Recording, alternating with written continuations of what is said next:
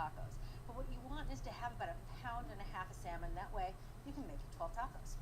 And to give it some flavor, I'm just going to add some chili powder. It has everything you need. It has a little cayenne, has the cumin, has the coriander. And just 1.5 teaspoons is plenty for all the salmon. I'm going to add a little bit of salt, obviously.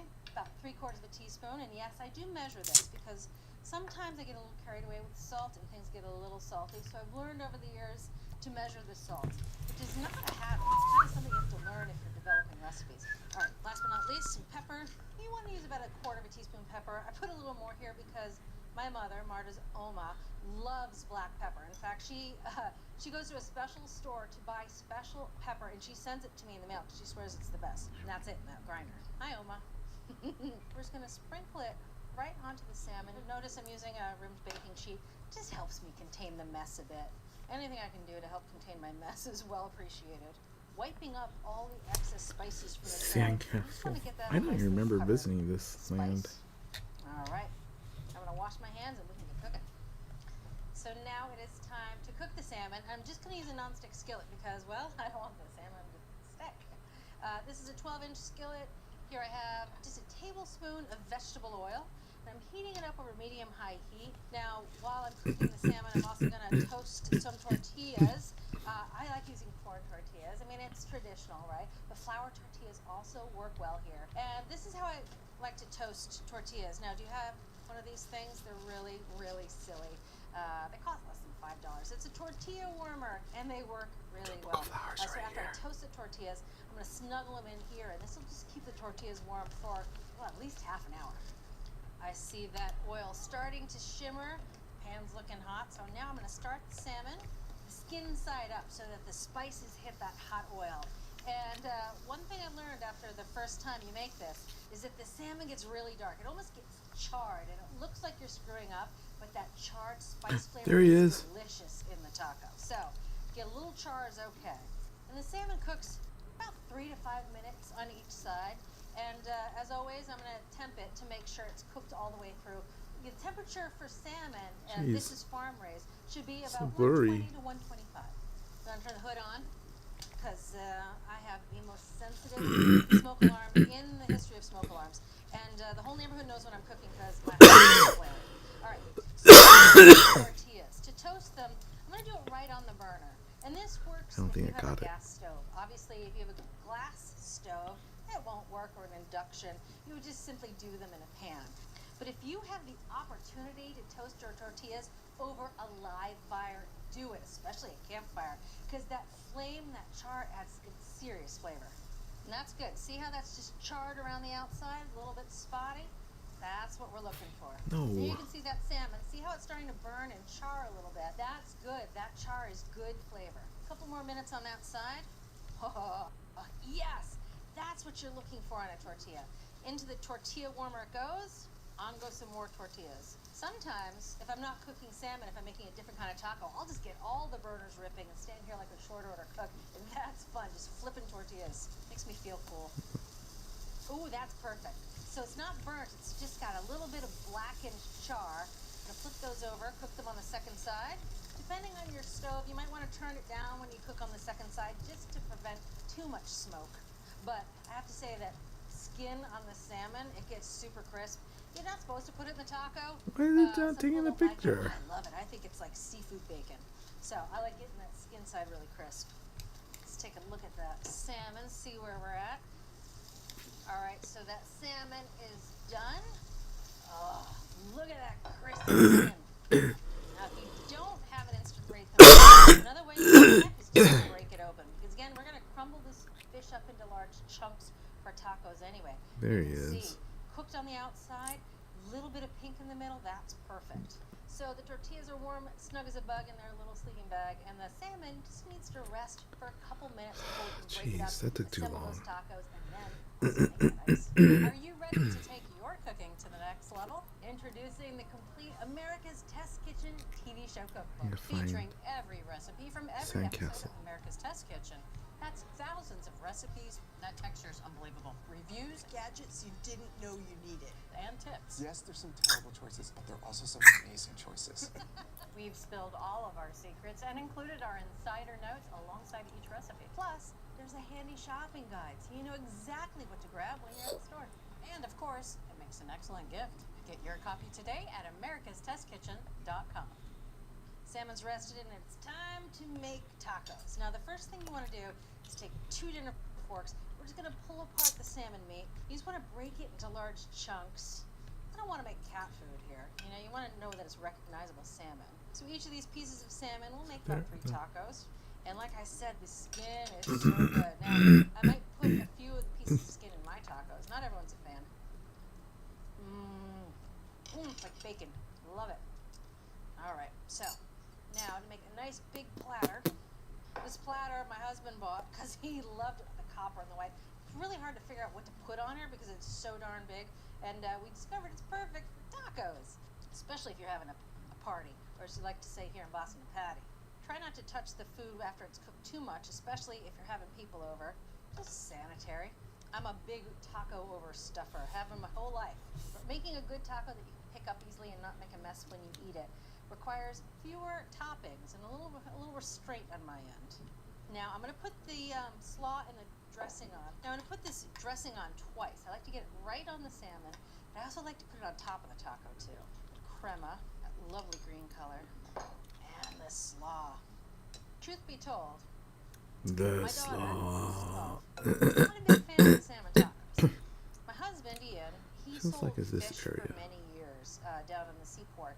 And it's hard to get him to eat We never salmon push this? sometimes, too, I have to say. Kind of like, he overdid it on the salmon smell, I think, when he was working for all those years. And so salmon can be a hard sell on him. But my dear friend Greer, who was my roommate in culinary school, and I was in her wedding, she was in my wedding, and she lives down the road. She and I can eat all of these in one sitting. I mean, this is our kind of food. It's healthy, it's fun. Then a little bit of crema on top. Right, isn't this fun if you're having just some people over on a casual weekend? It was nice out and you came out with a big thing like this, salmon tacos. All right, I like to sprinkle a few limes on the platter because I like fresh limes on tacos. And last but not least, hot sauce. I love hot sauce. And I try all different hot sauces. I bought 2 new ones today, and I'll probably put, I've tried them both. They're both good, they're both different. I'm gonna put, ooh, that one got a lot of hot sauce. You see that? That's gonna be a spicy one. And then I'm gonna do half on that one, and on this side, I'm gonna do this other one. Have a little hot sauce tasting. I love doing that sort of thing, having taste tests at home with different brands of things like hot sauces that you find in the supermarket. I mean, how else are you gonna know how they all taste? Oh, those look good. All right, now I'm gonna set those aside for a second and whip up some of that lemon lime ice, maybe the stuff with tequila, you know, for me and Greer. Now the trick is, it's ice, right? So it melts really fast. And we're gonna blend those cubes up in the food processor to make that nice slushy consistency. But to help keep Looks things sort of cold, like I this put the bowl here. of the food processor and the blade in the freezer. So let me get those. So here. All right, nice and cold. So now I'm gonna pop those ice cubes out right into the food processor. They're not like ice cubes, they're like sticky ice cubes. That's perfect. All right. And now this gets a little loud. It's like making a margarita, right? It gets a little loud, but it's so worth it. So bear with me as I pulse this to a nice icy consistency. Not it. Oh, that is perfect. And again, this is classically a dessert. You know, you think lemon ice would be a dessert, but I find in the summer, if it's really hot, it is a lovely appetizer, or just to serve it with the meal. It just cools everybody down. If you're so inclined, you could do a little topper or floater, as they call it. It's right there. Or a little tequila or something over the top, if you should so desire. All right, that's 2 big glasses. I don't know why I got 4 glasses. It's just me and Greer. And there you have it. Lemon, lime, tequila, ice, and tacos. Come here, you.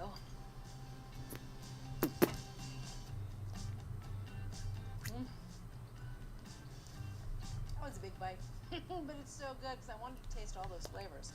A little ice to wash it down. It has such a good texture. It's like snow, but it's lemon, lime, tequila snow, a little tequila wink at the end. Well, that's it for me. Killer salmon tacos and lime tequila ice. See you next time. Thanks for watching. What'd you think? Leave a comment below and let me know what you're excited to cook this week. And while you're at it, hit that subscribe button. You can get today's recipes and more for free at our website, americastestkitchen.com/JuliaAtHome.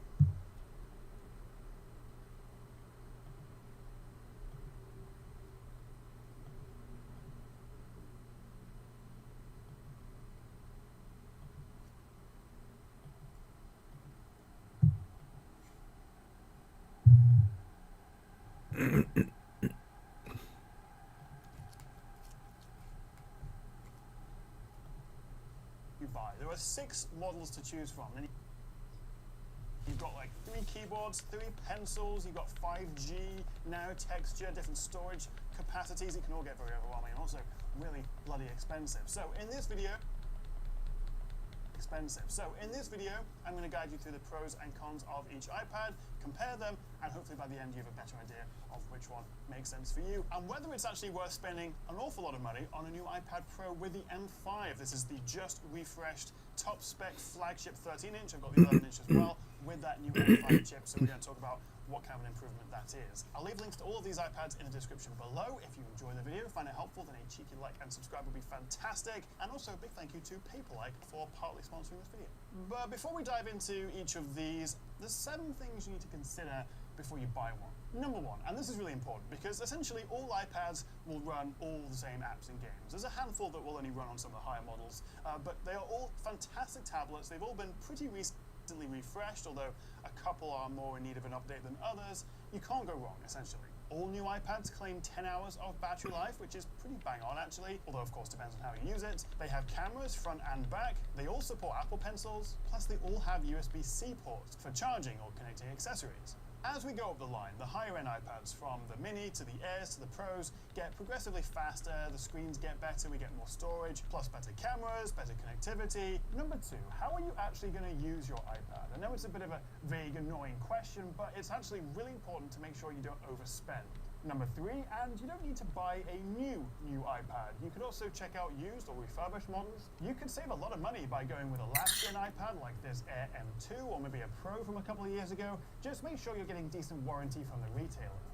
Number 4, options and accessories. This is where the prices really start to stack up. I think in terms of priority, storage, number 1, because you can't upgrade this, you can't add it on down the line. Then I would think about a keyboard because it does transform your iPad into more of a laptop replacement, and I absolutely love these Magic keyboards. Then I would say consider a pencil, particularly if you are a keen doodler or drawer or note taker. Yes, you can just use your finger, but these are more precise. Then maybe consider 5G option, mobile connectivity. Personally, I wouldn't bother. I just hotspot from my phone or I'm on a Wi-Fi somewhere.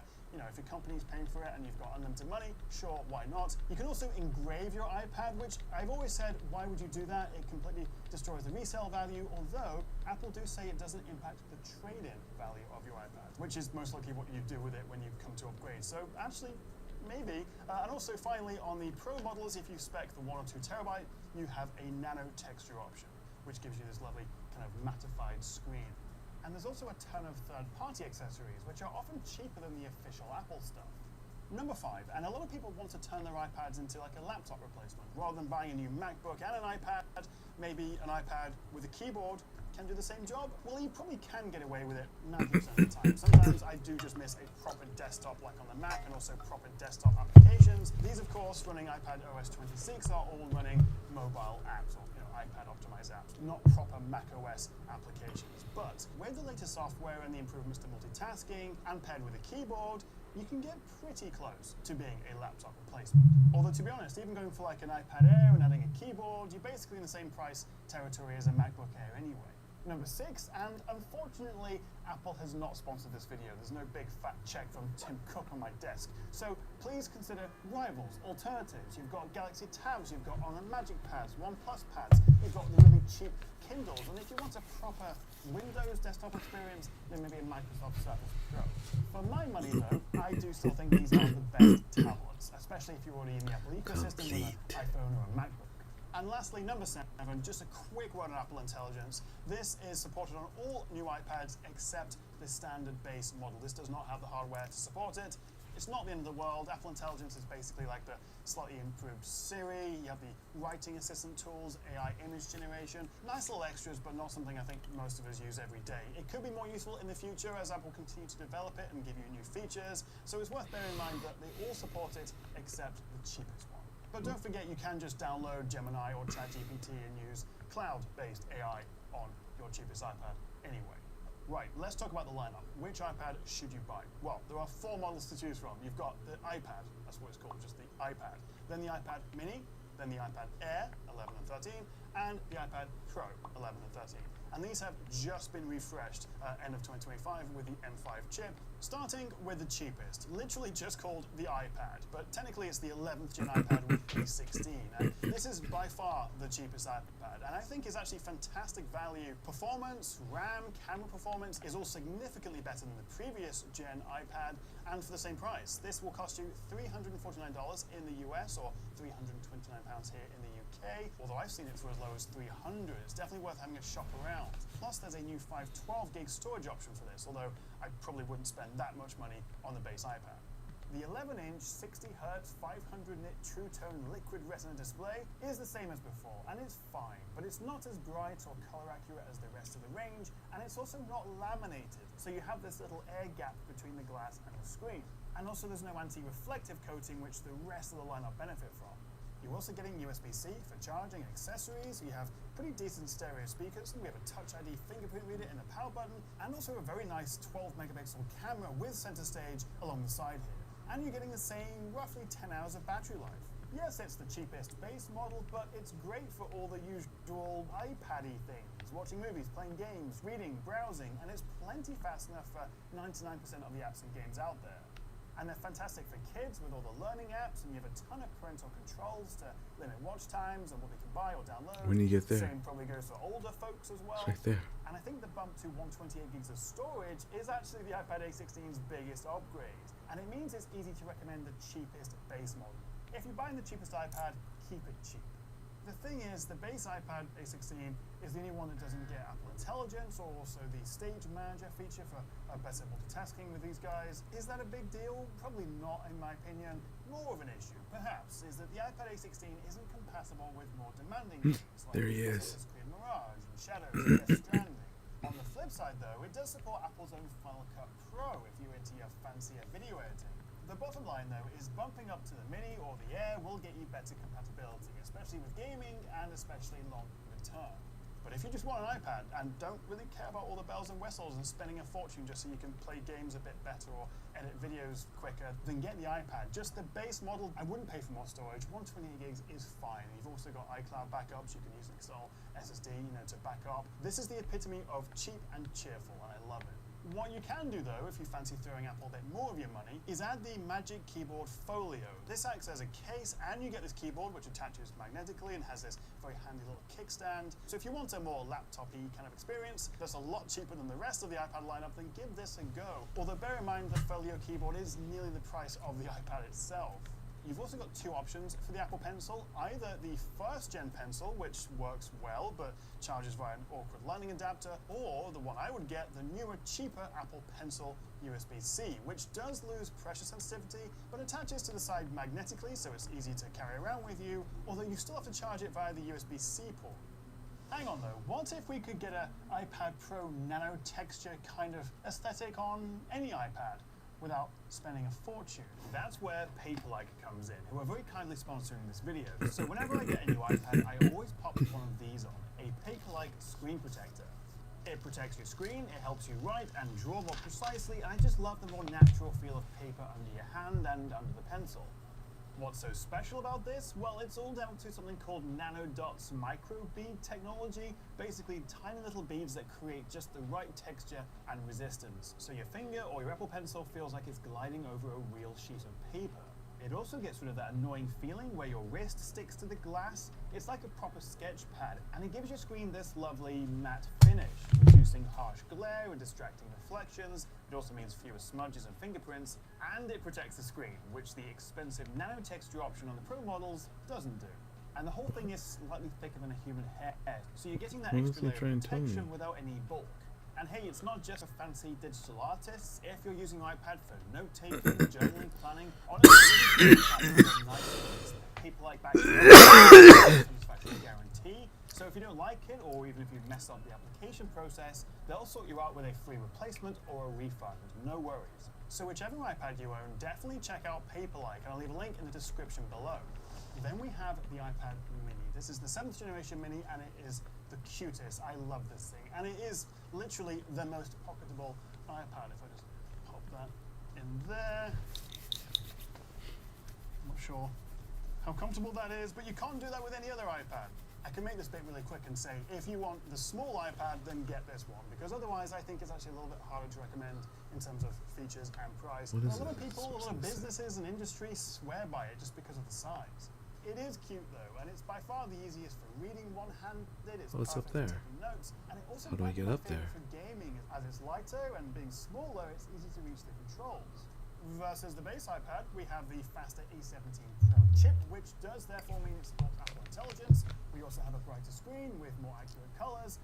It is laminated, so it doesn't have that air gap. It does also have an anti-reflective coating, like they all do, except the base iPad. What a difference that makes. That is a reason to pay a little bit more for this over this. And also, fun fact, the Mini has the highest DPI, meaning it's the sharpest looking display of any iPad. Base storage is 128 gigs, which is plenty for most of us. The USB-C port is faster if you're transferring files from a storage drive, for example, and it supports both the Apple Pencil USB-C and the best Pencil Pro. Downsides? Well, it is quite pricey. £499 for an 8-inch 60Hz tablet with an A17 Pro, doesn't even have an M-series chip, and it's just shy of £1,000 if you spec it with 512 gigs of storage and 5G connectivity. Definitely don't do that. The A17 Pro is still plenty fast enough for games and apps, and it's the same chip used in the iPhone 15 Pro series, but overall, the Mini feels like a generation behind, say, the Air M3, and not for a lot less cash. If you really want a small tablet, then yeah, this is the one to get, and I wouldn't really bother paying extra for more storage. But then we have the iPad Air, which, if I'm honest, hasn't really properly been refreshed for a couple of generations. This did get updated earlier in 2025 as I awkwardly hold them up, but only basically switching out the M2 chip for the M3, so it was a little bit faster. And since these are essentially the mid-tier iPads, a lot of people go for these because they think, well, it's better than those are too expensive. But does it actually make sense? Are these any good? And is it worth paying an extra 270-ish pounds over the standard iPad? Like the Mini, we're getting that brighter 500 nit, more color accurate and laminated display with that handy anti-reflective coating, plus the much more powerful M3 chip with Apple Intelligence, extra RAM, we've got 8 gigs of the stuff, a faster USB-C port, faster Wi-Fi 6E, although bear in mind you'll need a 6E router to take advantage of that, plus a slightly slimmer chassis. We have support for the Pencil Pro, slightly better image quality for the cameras thanks to the newer chip, and maybe best of all, having that huge 13-inch option, which gives you 30% extra screen space. And also, this Magic Keyboard for the iPad Air has been upgraded with faster USB-C through charging. We have a larger touchpad, there's 14-key function row at the top here. This is a very nice setup and close to being a proper laptop replacement. And it supports the Apple Pencil Pro, which is the one you want if you're serious about drawing. The M3 is an incredibly powerful chip and also adds some fancy graphics features like hardware accelerated ray tracing and mesh shading. You don't need to worry about all that stuff, but it's also much more capable of running demanding apps like Final Cut Pro and Lightroom and 3D apps like Uniform. And of course, this bigger 13-inch Air is way more immersive for watching movies, playing games, and the extra space is great for having 2 apps side by side. 13-inch iPad Air with a pencil, with a keyboard, maybe bumping up the storage to 256. We're into proper laptop money territory then. Although if it makes you feel any better, the 13-inch iPad Air is £500 cheaper than the 13-inch Pro. So kind of like if you want a small iPad, get the Mini. If you want a big iPad and you're not having it paid for by the company or you have really deep pockets, then get the Air 13. This is so much more expensive. But as I say, even the smaller 11-inch is the best part of £300 more than the base iPad, and we're still not getting Face ID, we're stuck at 60 Hz, which just makes it feel less responsive and doesn't feel like you have an M3 chip under the hood, and we're still stuck with an IT. No. Finally getting that 120 Hz promotion. I would be surprised if in the first half of 2026 we didn't see the Airs and maybe the Mini also updated the ProMotion. I don't know for sure, but I would be surprised if we didn't. So maybe wait, or maybe consider the previous generation M2 Air, which is essentially the same thing, just with a 1 generation older processor, which really doesn't make that much difference. The base 128GB model is the best value, but 256 for an extra 100 quid is a pretty good option for making it more future-proof. Before we talk about the pros, just a quick sidebar, and let's talk about some of the accessories. And for the Apple Pencil, you have two main options. You've got the Apple Pencil USB-C and the fully featured Apple Pencil Pro. All new iPads work with the Apple Pencil USB-C, which attaches magnetically but does lack that wireless charging, and also you don't have pressure sensitivity. However, these guys, all of them basically except for this one, do support the new Pencil Pro, which is the most feature-rich and just best all-around pencil you can get. It has wireless charging, you get pressure sensitivity, haptic feedback, you've got squeeze and barrel roll controls, plus there's Find My in case you drop it down the back of the sofa, which you probably will. There are older first and second gen pencils which are compatible with older iPads, and in the case of the first gen pencil, still works with the base iPad A16, but for simplicity, for convenience, I would just stick with the newer USB-C pencil instead. And if you're buying an Air or a Pro, I would get the Apple Pencil Pro. They are equally well supported on both. However, because you have the higher refresh rate, the response is a little bit better. So for really keen artists and professionals, then that is one more reason to get a Pro. As for keyboards, Apple actually has a dedicated option for each of these, except for the Mini, which I think is just too small, but you can use a third-party Bluetooth keyboard. You've got the Magic Keyboard for the iPad Pro, the Magic Keyboard for the iPad Air, which is a little bit different. The Pro one's a little bit more premium, and also the Magic Keyboard Folio for the base iPad. All have great keyboards and touchpads, although only the Magic Keyboards for the Air and the Pro have a more premium glass trackpad and also USB-C port on the side here for charging, which obviously frees up the other USB-C port on the iPad if you want to plug in an SD card or a USB drive. And the Magic Keyboard you get with the Airs and the Pros is a fair bit nicer than the Folio. You get the standard one, and you can see here the Pro models get this aluminium chassis. The Pro version also adds haptic feedback to the keys. They're also backlit and comes in black or white, so it definitely feels the most premium. Both lovely keyboards to use, and as I say, pretty much essential if you want to turn these into a bit of a laptop replacement. The downside is that they are all very expensive.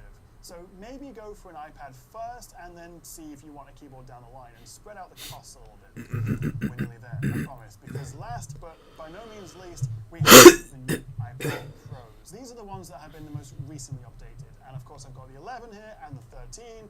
And you can also see, if I put them awkwardly side by side, the 13-inch has the nano texture option.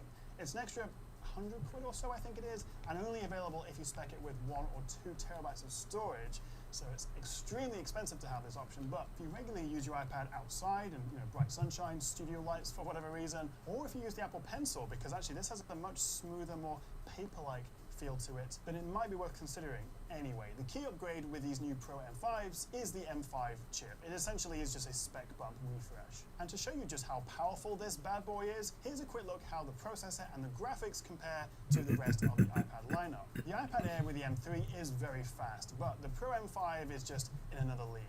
And versus the last gen Pro M4, this new M5 is around 30 to 35% faster for graphics, over 3 times faster for AI performance. We get faster memory bandwidth, we get a bump in RAM from 8 to 12 gigabytes even on the base models, and they've doubled the storage speeds. And we get Wi-Fi 7 and Bluetooth 6 as these Pros use Apple's new in-house modem. And in every way, these iPad Pros are just gorgeous. The chassis, I mean, this 13-inch is just 5.1 millimeters thick. The 11's like 5.3. They are so incredibly thin, it's ridiculous. We also get the 120Hz ProMotion OLED display. It's a huge step up from the Air, with deeper blacks, better contrast, color accuracy, much higher brightness, and also you have the optional nano texture coating. The rear cameras are higher quality. You get an ultra-wide and a LiDAR sensor, a faster USB 4 port, which supports Thunderbolt 4 for faster transfers and can output up to a 6K display. The quad speakers, also the quad premium mics, sound incredible. They're the only iPad that has SID, and you're getting new RAM, 12 gigs of the stuff on the base models, and 16 if you spec it with 1 or 2 terabytes of storage. As you would expect though, they are not cheap. The 11-inch iPad Pro starts at £1,000, £999. And if you want a fully spec'd out top-end 2 terabyte nano texture 13-inch with a keyboard and a pencil, it's over £3 grand. Like, you could buy a MacBook Air for the same price as this by itself. So the Pros are genuinely a pro-level device in terms of performance, but also price. So I think unless you're buying this on the business, or you seriously need this level of performance, or just can't live with a 60Hz screen, the Pros are a little bit hard to justify.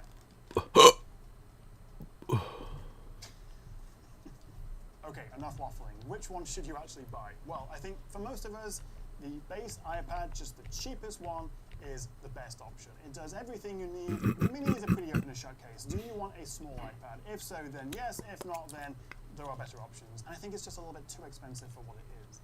If it's in your budget and you use your iPad a lot, then I think the 11 or even the 13-inch Air is worth considering. They are quite a lot of money, but you have the options afterwards for the best Apple Pencil, for a really good Magic Keyboard. You know, you can improve it over time. There he and is. with that M3 chip, this is going to be future-proof for the next 5-10 years. It'll be absolutely fine. I really would like to see these updated with the 120Hz ProMotion, but for now, I think, as you'd expect, really, the Airs, being in the middle of the group, are probably the best all-rounders. Mainly because the Pros are just so freaking expensive, and unless you really have a need for it, unless you've got the company credit card, as nice as these are, with the M5, with that design, with these 120Hz OLED screens, they're just too expensive to easily recommend, which is where I think it's worth considering previous, older versions of the iPads, the M2 Air, the M4 Pros, or even a generation older than that. If you can get a good deal on an older version, then I think that could actually be what I buy. Well, I'm a bit of a nerd, and this is my full-time job, testing and using these sort of things. I would probably buy the 11-inch iPad Pro. Also, if you have an iPad already, check out Apple's trade-in scheme, because even if it's engraved, they'll actually give you some decent money for iPads, depending on how old it is. And also, if you're a student or a teacher, or think in the military, depending on where you live, you might be able to get discounts as well. And check Amazon or other retailers, because often you'll find these for like 50 quid off. So hopefully you found that helpful. If you've got any questions or have any other tips for iPads that you want to share with everyone else, drop a comment below. Thank you so much for watching, guys. I know that was a long video, but I hope you enjoyed it. And I'll see you next time right here on the That was very long.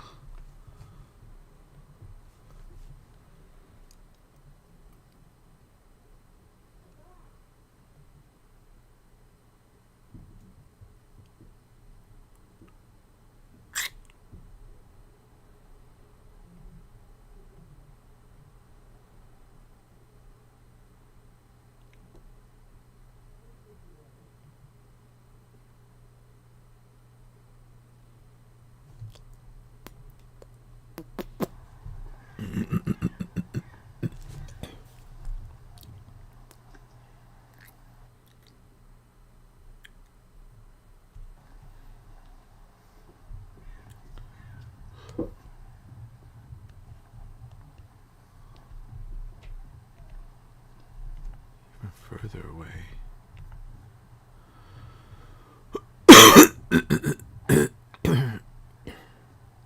There he is.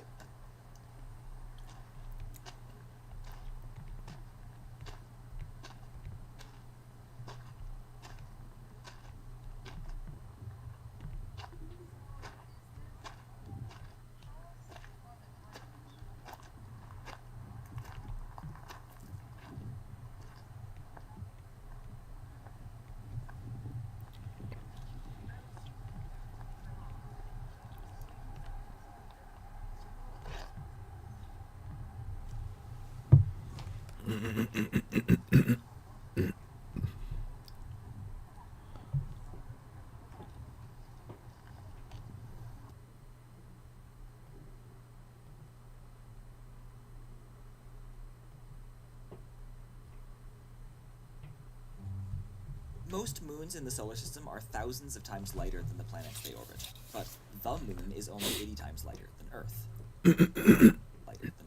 So how do we know the moon is actually a moon and not, say, a binary planet together with Earth? And what about Pluto and its moon, Charon? Normally, we say the Earth and Moon orbit around their common center of mass, called their barycenter, and the Earth is sufficiently heavier than the Moon, so the center of mass is actually inside the Earth, which means we can say it's the Moon that orbits the Earth rather than the two orbiting each other. Done. But this barycenter criteria has two major problems. The first problem is that, perhaps surprisingly, the barycenter criteria doesn't actually tell us anything about the movement of the objects. On one extreme, take two objects with the same mass on opposite sides of an identical orbit around their center of mass. This is the quintessential definition of a binary system. But if one of the objects had a low enough density, its radius could be big enough that the center of mass would be in inside that object, and suddenly our quintessential binary system becomes, according to the barycenter test, a satellite planet system. And at the other extreme, a star could be 1,000,000 times more massive than its orbiting planet, so the planet's orbit around the barycenter would be 1,000,000 times further out than the star's. This is the polar opposite of a binary system. But in spite of all that, if the orbit was 10,000,000 times the radius of the star, then the barycenter would be located at 10 times the radius of the star, which is outside the star, and the system is then, according to the barycenter test, a binary system, instead of a planet orbiting a star, which it clearly is. The problem is, with the barycenter criteria, binary-looking orbits and satellite-looking orbits can both get labeled as either binaries or satellites. What's more, objects with elliptical orbits move closer or farther from the barycenter throughout their orbit, and so they can have the barycenter move from outside them to inside to outside to inside over and over again. The second problem with the barycenter being inside one object criteria is that it's a purely intellectual threshold, not a physical one with physical consequences. There's nothing different that happens when the center of mass of a system moves outside of an object's radius. The barycenter of the solar system regularly moves in and out of the sun without any effect whatsoever. This is not like a physically meaningful threshold like the definition for a star, where below a certain mass you can't do fusion and above it you can, or how if you take an elliptical orbit where the object returns again and again, and increase the eccentricity above 1, it becomes a hyperbolic trajectory where the object will escape, passing by only once. So, when it comes to binaries, a much more natural and physically meaningful cutoff for being able to say one object orbits another is, you guessed it, the Trojan test, which is the name I've just given now to something normally called the L4-L5 instability. If you have two planets or stars or whatever orbiting each other, there are always, no matter the relative masses or distances of the objects, there are always 5 points where the combination of their gravitational attractions together with the centrifugal force completely cancel out, and so an asteroid or spacecraft at one of the points can in principle orbit along with the smaller planet or star. These points are called Lagrange points and are labeled L1 through L5. But it turns out that only L4 and L5 are what's called stable. If you park your spacecraft near points 1, 2, or 3, it will slowly but eventually drift off and stop orbiting along with the smaller planet or star, or get ejected from the system entirely. L4 and L5, on the other hand, are stable, so your spacecraft, or space rock, can be parked there indefinitely, orbiting in tandem ahead of or behind you. For example, Jupiter has tons of asteroids orbiting in the vicinity of its L4 and L5 points relative to the Sun, called the Trojan asteroids because the first ones discovered were named after figures from the Trojan War. And Earth has a few small asteroids orbiting along with us at our L4 and L5 points relative to the Sun, which we also call Trojan asteroids in imitation of the ones in Jupiter's orbit. A couple of Saturn's moons even have smaller moons orbiting at their Trojan points relative to Saturn. But there's a less well-known property of the Trojan points L4 and L5. They're not always stable. Their stability requires the bigger object to be more than 25 times the mass of the smaller one. If the two objects are too close in size, too close to being a binary system, then the L4 and L5 points become unstable like L1, L2, and L3. Though unstable doesn't mean unuseful. The unstable L1 and L2 Lagrange points around Earth are regularly used for parking spacecraft. The spacecraft do gradually drift away from the Lagrange point, but only enough to need a small correction from a rocket thruster every few months. Asteroids don't have thrusters, so they can only collect at the L4 and L5 points, and only, as we've mentioned, if the bigger object is more than 25 times the mass of the smaller one. In short, you can only have Trojan asteroids or moons, or park your spacecraft with the engine off, if you're at least 25 times less massive than the thing you're orbiting. This is the Trojan test. If you can, in principle, have Trojan asteroids, regardless of whether or not you actually do, then you're a little thing orbiting a big thing. If the big object is less than 25 times more massive than you, then you can't have Trojan asteroids, and you should be considered a binary system. Case in point, both Jupiter and the Earth can in principle have Trojan asteroids, and both do, so by the Trojan test, they're orbiting the Sun. Unlike the faulty barycenter test, No, that here the whole Jupiter and the Sun time. might be binary companions just because their shared barycenter happens to be outside the Sun. In contrast, Pluto is only around 8 times more massive than Charon, so Charon can't have Trojan asteroids, and therefore, according to the Trojan test, the two are a binary planet. The great thing about the Trojan test is that it's purely about the relative masses of the two objects. It doesn't matter how dense they are or how far apart you put them. Earth, for example, would still be able to have Trojan asteroids regardless of how far you moved it away from the Sun. In contrast with the barycenter test, where if you move the Earth far enough away from the Sun, like really, really far away, eventually the barycenter of the Earth-Sun system will move outside of the Sun's radius. Another great thing is that the Trojan test is a cutoff with an actual physical effect. On one side of the cutoff, an object can have Trojan asteroids orbiting along with it. On the other side of the cutoff, Trojans are impossible. Again, this is unlike the barycenter test, where nothing really happens when the barycenter moves inside or outside of an object's radius, because they're two unrelated things. The Trojan test is so good, it's been proposed to be used as part of a criteria to determine if an exoplanet is really orbiting a star, instead of being a binary companion. But I think we should use it even more broadly. In my mind, if you have any two objects gravitationally orbiting each other anywhere in the universe, regardless of what they are, we should use the Trojan test to distinguish between the two possible situations. Either one of the objects is less than a 25th of the mass and is actually orbiting the other object, like a moon around a planet or a primary planet around a star, or they're closer than 25 times in mass and therefore orbiting each other as a binary pair. And what does the Trojan test say about our moon? Well, the Earth is about 80 times heavier than the Moon, well above the Trojan test cutoff, which means the Moon can in principle have Trojan asteroids, even though we haven't discovered any yet. Therefore, according to the Trojan test, the Moon is indeed orbiting the Earth. That is, the Moon is a moon. Hello, I'm Josh from Minute Physics, and I'm letting you know that we recently made a t-shirt that shows how musical harmony works. It's been incredibly popular, and we've just restocked for the holidays. This is your reminder to pick one up for the physics and music nerds in your life. We've also teamed up with Minute Earth to create a special bundle where you get the distance tee, the solar eclipse across the solar system tee, and the Earth and Moon tee. That's 3 discounted physics shirts, all in time for the holidays. That is, if you're ordering in the US. Get yours now at the DFTBA store, link in the description.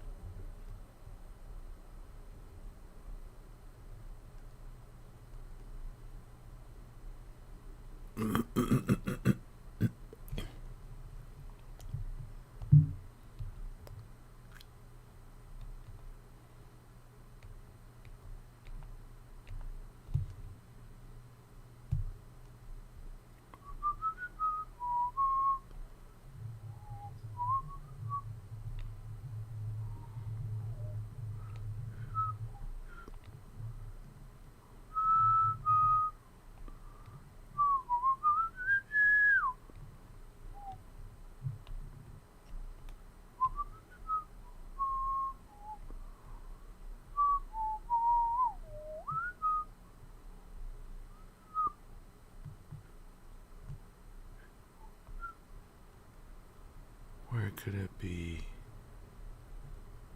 Darn you little pigmen.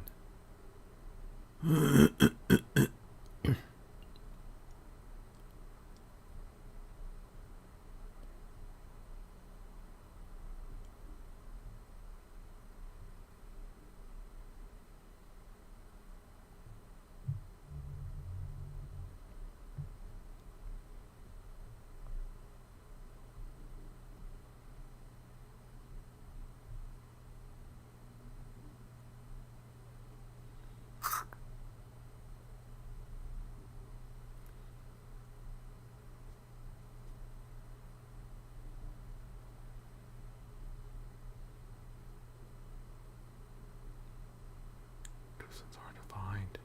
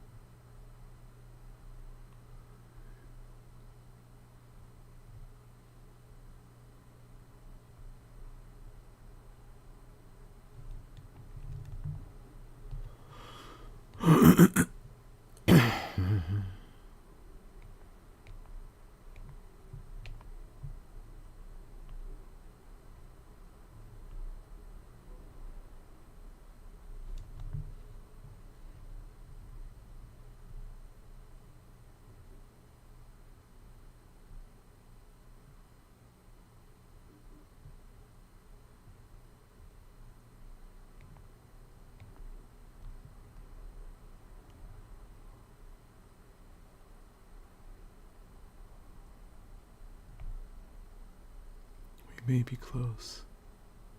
We may be far. Why do I have such a hard time finding these things? Why?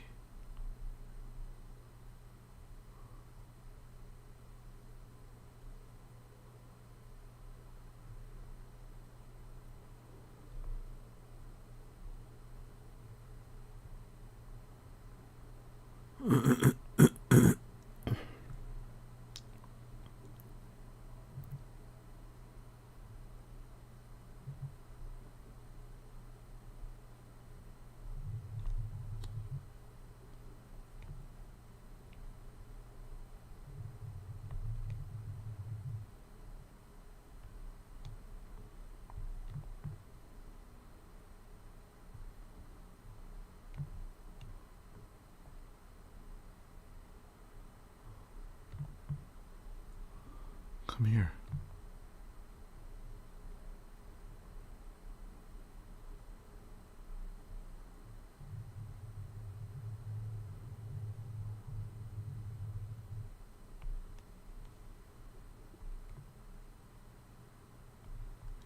Nobody died.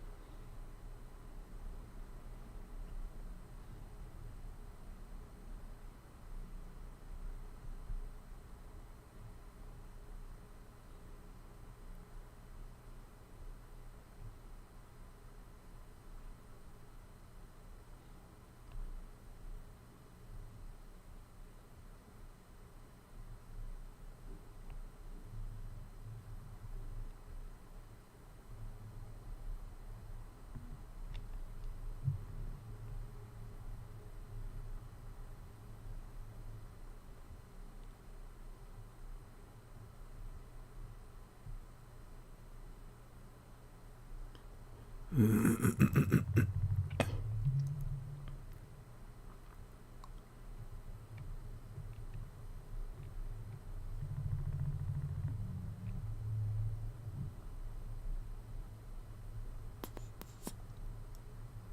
that it? Over there?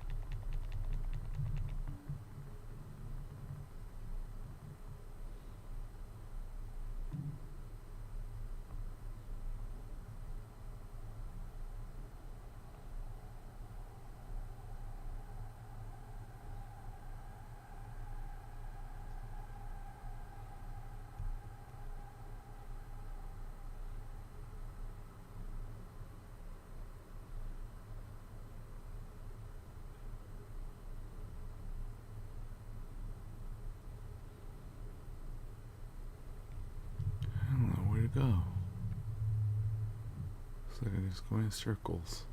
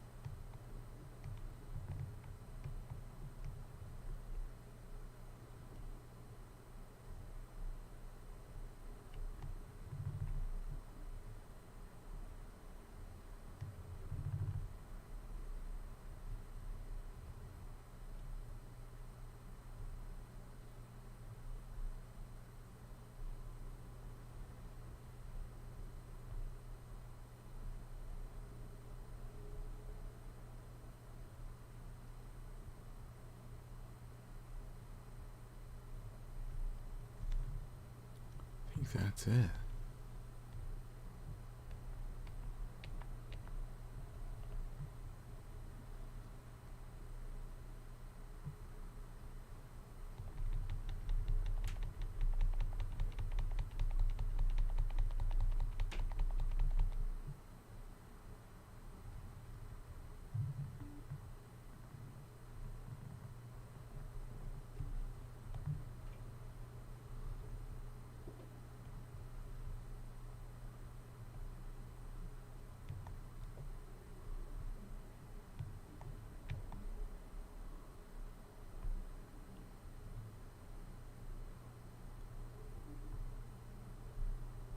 Bridges. Two wooden bridges.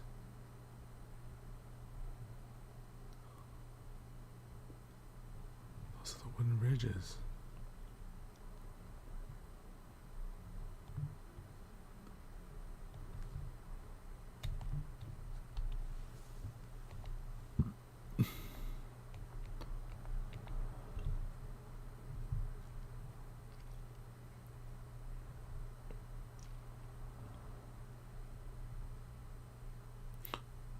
It's right there.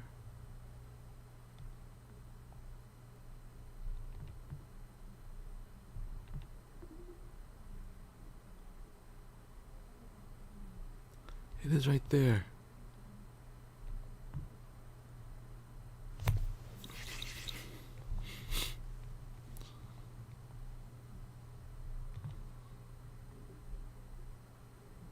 We found it.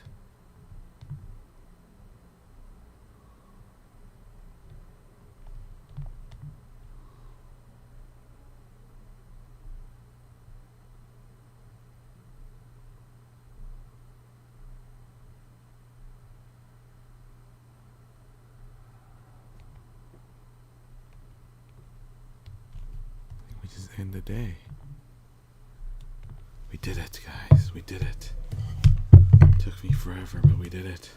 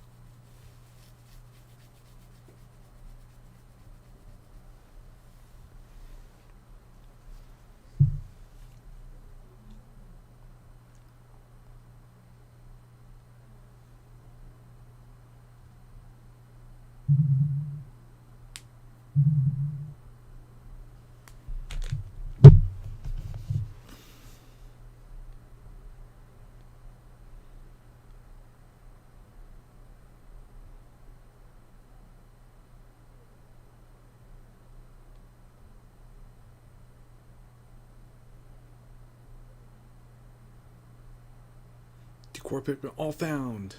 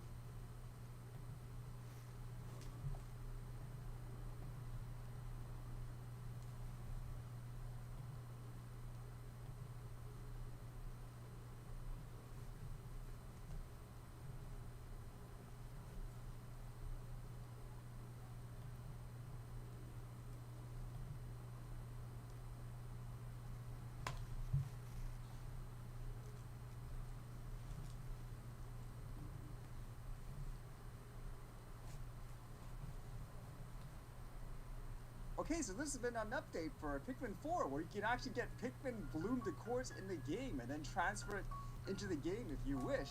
I know some of you have been asking whether or not I could show you on how to do that, and as well how to get some of the decors. So I'll show you briefly here in terms of how to do everything, and as well once you actually collect them, if you play Pikmin Bloom like a lot of you guys do, you can actually transfer it into your game on the mobile phone. So once you accept it, you can then open up your game, your Pikmin Bloom app, and as you can see here, it pops up. You basically get these gold seedlings from these Pikmin that you specifically got in Pikmin 4. And what's interesting about this too is how there's actually some of these Pikmin, there are snow decors in terms of the classification. So I know there's some of you, for example, who say when you play the game Pikmin Bloom, these Pikmin just aren't available in your area because maybe you don't get certain types of weather game on the mobile phone.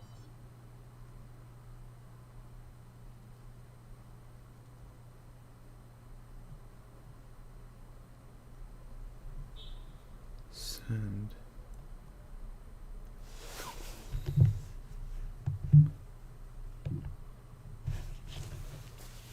How do I send? Alright. Thanks for playing, everybody.